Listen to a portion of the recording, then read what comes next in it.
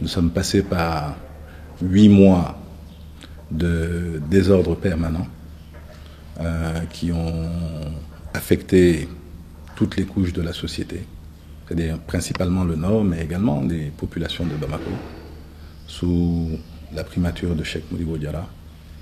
Depuis quelque temps maintenant, le pays tend à se stabiliser. Alors, il y a deux facteurs essentiels. Je pense que la nomination du Premier ministre Django Sissoko a été salutaire, puisqu'elle a permis, c'est-à-dire de stabiliser le climat politique et d'éviter la guerre de clans qui sévissait jusqu'alors. Et que l'intervention française également a permis de stabiliser la situation militaire et sécuritaire au nord.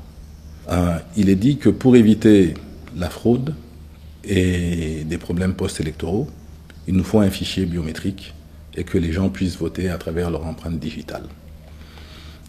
Ce fichier biométrique réclame une carte d'identité nationale qui est en adéquation avec la biométrie.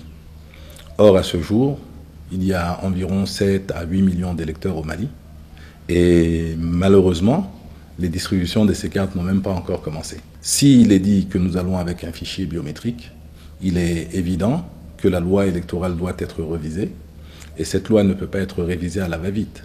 Kidal est toujours aux mains de groupes armés. Gao est toujours sujet à des attentats terroristes, ainsi que Tombouctou. Alors, même si ces villes étaient toutes libérées, est-ce qu'il est possible de voter sereinement sans que lors d'un regroupement pour aller voter, il y ait des attentats? Ensuite, dernier ou avant-dernier point, je dirais que les élections arrivent en plein cœur de la saison des pluies. Et ne serait-ce que des zones comme Léré au nord ou Garalo au sud sont des endroits totalement inaccessibles pendant ces périodes-là. Et dernier facteur, je dirais peut-être que le mois de Ramadan.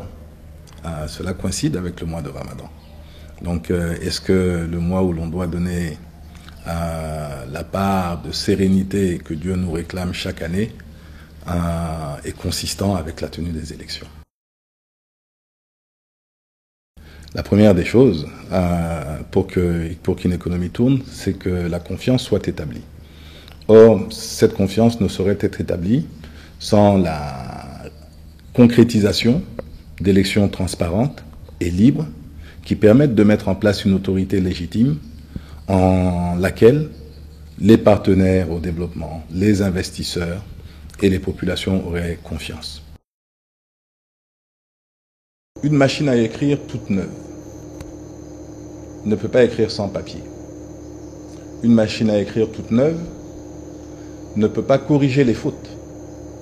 Une machine à écrire toute neuve ne permet pas de surfer sur Internet. Or, même le dernier modèle d'ordinateur d'occasion permet non seulement de corriger les fautes, de surfer sur Internet, et il n'y a même pas besoin de papier. Donc je pense que la différence entre notre génération et la génération précédente, c'est la différence entre la machine à écrire et l'ordinateur.